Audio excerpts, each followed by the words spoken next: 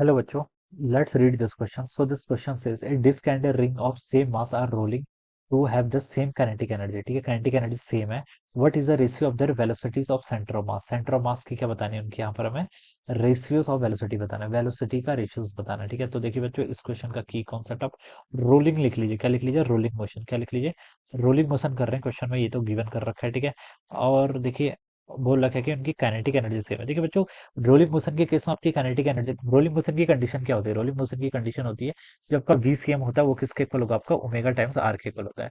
This is the condition of the rolling motion. ठीक है, जो आपका पॉइंट ऑफ कांटेक्ट होता है, ठीक है, हम बता सकते हैं कि अलोंग द ग्राउंड हॉरिजॉन्टल के अलोंग देखिए वेलोसिटी ऑफ सेंटर ऑफ मास और ओमेगा आर क्या होता है? इक्वल होता है. This is the condition of the pure rolling. ठीक है, अब बोल रखा है काइनेटिक एनर्जी बताना है. काइनेटिक एनर्जी देखिए रोलिंग कर रहा है तो ट्रांसलेशनल और रोटेशनल होगी. ठीक है, तो ट्रांसलेशनल के करस्पॉन्डिंग इक्वेशन क्या होती है आपकी? हाफ एम VCM का square velocity of centre of मास का स्क्वायर, तो ट्रांसलेशनल के अकॉर्डिंग क्या आगे काइनेटिक एनर्जी, और आप रोटेशनल के करस्पॉन्डिंग होते हैं आपकी हाफ आई टाइम्स ओमेगा का स्क्वायर, ये जाती है. ठीक है, अब बच्चों देखिए रोलिंग कर रहा है तो हम ओमेगा को क्या लिख सकते हैं? VCM बाय लिख सकते हैं. ठीक है, तो इसको रिप्लेस कर लीजिए, तो देखिए यहाँ पर हो जाएगा M VCM का स्क्वायर बाय 2. ठीक है, प्लस आपका देखिए I बाय 2. ठीक है, आई आई. ठीक है, आई इसको आप देखिए जनरल केस के लिए हम डिफाइन कर लेते हैं. आई को मैं क्या लिख लेता हूँ? एम के स्क्वायर लिख लेता हूँ. क्या लिख लेता हूँ? एम के स्क्वायर. के क्या आपकी radius of gyration, general case के लिए डिफाइन कर रहा हूँ. ओमेगा का स्क्वायर, ओमेगा को यहाँ से मैं क्या लिखता हूँ? VCM by r. तो मैं इसको लिख लेता हूँ VCM का स्क्वायर डिवाइडेड बाय कितना हो जाएगा आपका? आर का स्क्वायर हो जाएगा. ठीक है, ये वैल्यू आपकी यहाँ पर से ऐसे आएगी. ऑलराइट, तो ये आपकी क्या आ जाएगी? काइनेटिक एनर्जी आएगी. तो बच्चों देखिए यहाँ से आप एम और VCM का स्क्वायर, इस टर्म को तो बच्चों कॉमन कर लो, तो ये कितना हो गया आपका? 1/2 वाली टर्म. एम 1/2 को भी चलिए कॉमन कर लीजिए. ठीक है, तो हमने 1/2 को भी क्या ले लिया? बाहर ले लिया. तो ये टर्म देखिए अंदर क्या बच गया आपका? यहाँ पर बच गया आपका 1 + k² बाय आर स्क्वायर के ऊपर. ठीक है, ये आपकी आ जाएगी. ठीक है, this is our kinetic energy. ठीक है, ये क्या हो जाएगी? Kinetic energy.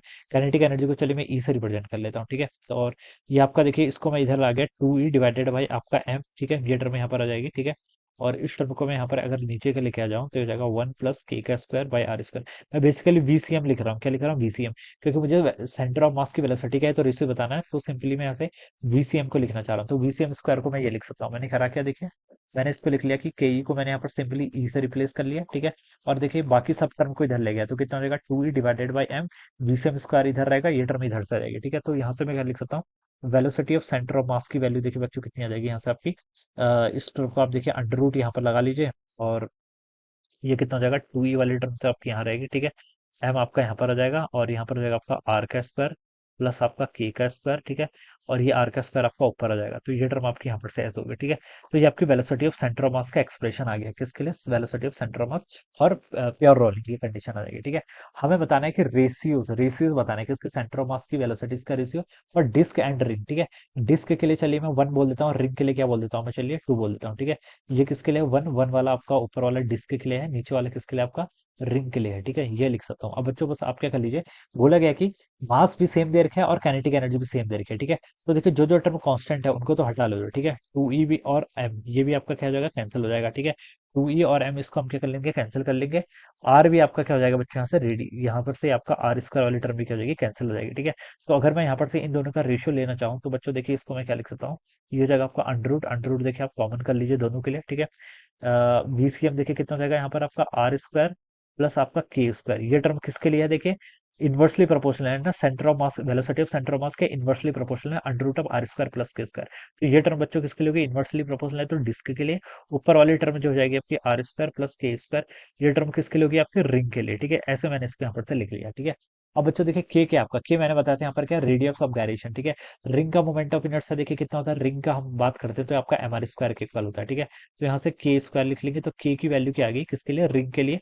के की वैल्यू कितनी हो जाती है? आर के इक्वल हो जाती है. ठीक है, सिमिलरली डिस्क का मोमेंट ऑफ इनर्शिया कितना होता है? एम आर स्क्वायर बाय 2 होता है. ठीक है, इसको आप यहाँ से एम के स्क्वायर के इक्वल पुट करेंगे तो एम से आपका एम कैंसिल. ठीक है, तो यहाँ पर से आपकी के की वैल्यू किसके लिए? डिस्क के लिए. के की वैल्यू डिस्क के लिए आ जाएगी R/√2 के इक्वल. ठीक है, तो ये आपने यहाँ पर दोनों के लिए कैलकुलेट कर लिया. बस अब आप क्या लीजिए, इस एक्सप्रेशन में इसको यहाँ पर क्या कर लीजिए? पुट कर लीजिए. ठीक है, तो देखिए पुट कर लेते हैं, तो ये आपका आर स्क्वायर ऐसे रहेगा प्लस के स्क्वायर किसके लिए? रिंग के लिए. रिंग के लिए के रिंग आपका कितना है? आर का है तो इसको आप आर का स्क्वायर कर लीजिए डिवाइडेड बाय डिनोमिनेटर में आर स्क्वायर प्लस के फॉर डिस्क. डिस्क के लिए देखिए कितना है? R/√2. इसका स्क्वायर करूंगा तो R² बाय 2 हो जाएगा. ठीक है, तो इसको देखिए सॉल्व कर लीजिए, ऊपर हो जाएगा आपका 2r² divided by r² plus r² 2 करेंगे तो कितना होगा आपका 3r², और ये आपके टर्म बाई 2 हो जाएगा, ठीक है, 2 ऊपर हो जाएगा, r² से r² कैंसिल हो जाएगा, तो ऊपर बच गया आपका √4/3, ठीक है, जिसको आप क्या लिख सकते हैं 4/3 की पावर कितना 1/2, जो कि आपका देखिए फर्स्ट ऑप्शन में गिवन किया हुआ, तो ए ऑप्शन क्या हो जाएगा इसका करेक्ट हो जाएगा, ठीक है। इस तरीके से बच्चों हम क्या करेंगे, इस क्वेश्चन का वो सॉल्व करेंगे। Alright, so I hope you all understood this concept, all the best and thank you so